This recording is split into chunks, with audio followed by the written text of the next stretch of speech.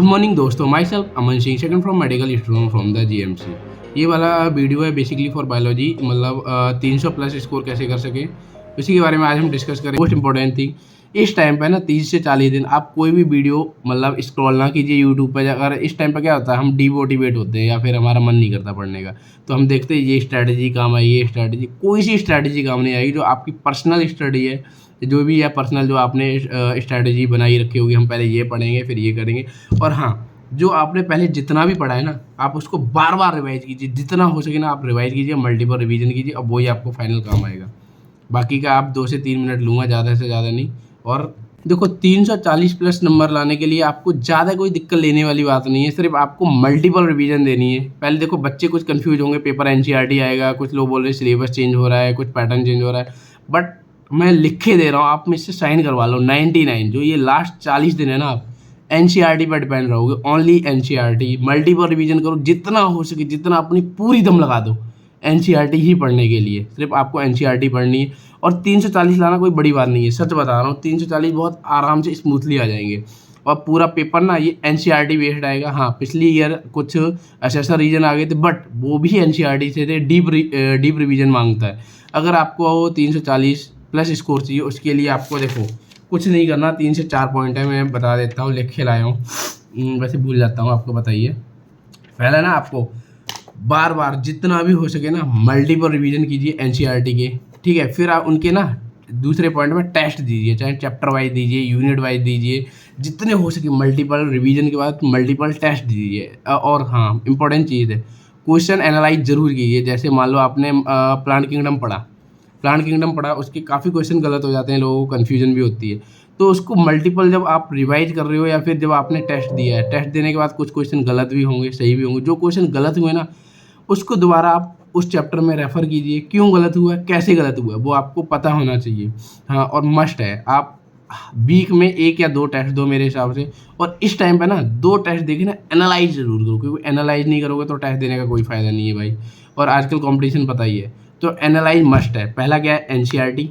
दूसरा, आप टेस्ट दो, मल्टीपल टेस्ट दो, चाहे यूनिट वाइज दो, चैप्टर वाइज दो, फिर उसको एनालाइज करो। 30 और फोर्थ है, फाइनली आप मॉक टेस्ट पेपर दो। इस टाइम में लास्ट के 40 दिन में ना आपको मॉक टेस्ट तो देना ही चाहिए मेरे हिसाब से। 3-4 दिन में एक आप मॉक टेस्ट दे दो, क्योंकि उससे आपका लेवल पता लगेगा, आप कहाँ पर हो। एआईक्यू दो, तो एआईक्यू टेस्ट में ज़्यादा सही रहेगा, आपको रैंक पता लगेगा, कितने नंबर आ गए। हाँ, बट एक चीज़ मैं ज़रूर बोलूँगा, इस टाइम पे ना लोग डीमोटिवेट हो जाते हैं। मतलब मान लो किसी के 340 नंबर आ रहे हैं, या मान लो 450 आ रहे हैं, बट इस टाइम पे ना डीमोटिवेट आपको बिल्कुल नहीं होना है, ठीक है। इस टाइम पर सबसे जो दिक्कत आती है ना बच्चों के साथ, वो हो जाते हैं डीमोटिवेट हो जाते हैं, मॉक टेस्ट पेपर देते हैं, कुछ लोग मॉक टेस्ट से डरते हैं। तो इस टाइम पर मॉक टेस्ट से डरना नहीं है, बिल्कुल भी नहीं डरना। और एक मेन बात बताता हूँ आपको, अपने आप को नंबर नहीं देखना, किसको 400 आ रहे हैं, किसको 500 आ रहे हैं, किसको 600 आ रहे हैं। सिर्फ अपनी आप बायोलॉजी में गलती देखना, इस क्वेश्चन में अगर ये गलत हुआ है ना, तो क्यों गलत हुआ है, उसका रीज़न ढूंढना और उसको ना सही करना, ताकि वो अगर मान लो नीट के पेपर में आए तो वो गलती ना हो पाए। वो मेन चीज़ है, ठीक है। और नंबर मैटर नहीं करता यार, मैं हमेशा से बोलता हूँ, नंबर कभी भी मैटर नहीं करता, आपका सिलेक्शन होगा नहीं होगा। तो आप जितना हो सके 4 चीज़ फॉलो करो। पहली चीज़ है, आप एनसीईआरटी पढ़ो, मल्टीपल रिवीजन वाले, जितनी बार हो सके आप एनसीईआरटी पढ़ लो।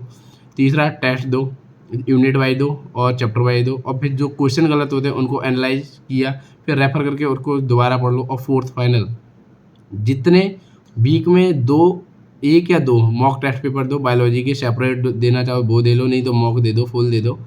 उसमें जो मेन चीज़ है ना, अपनी गलती एनालाइज करो, एनालाइज करके ना उसको दोबारा पढ़ो, ताकि वो आने वाले टाइम में ना वो रिपीट ना हो। जो अगर 30-40 दिन बाद ना आप जब वो पेपर दोगे ना नीट में, उस टाइम वो रिपीट गलती नहीं होनी चाहिए।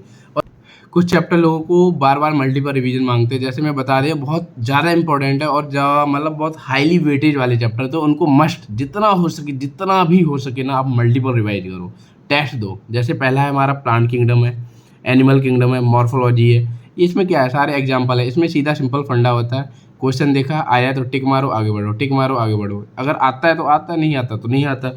ये 3-4 चैप्टर हैं। और उसमें हाँ, जब क्लास 12th में एक है स्ट्रैटेजी फूड एनहेंसमेंट, उसमें जितना प्लांट वाला है वो पूसा गुआवा, जितने भी साइंटिफिक नेम है वो मस्ट है। आप मतलब 4 से 5 बार पढ़ोगे ना, वो आपको रट्टा हो जाएगा, रट्टा। कैसा रट्टा?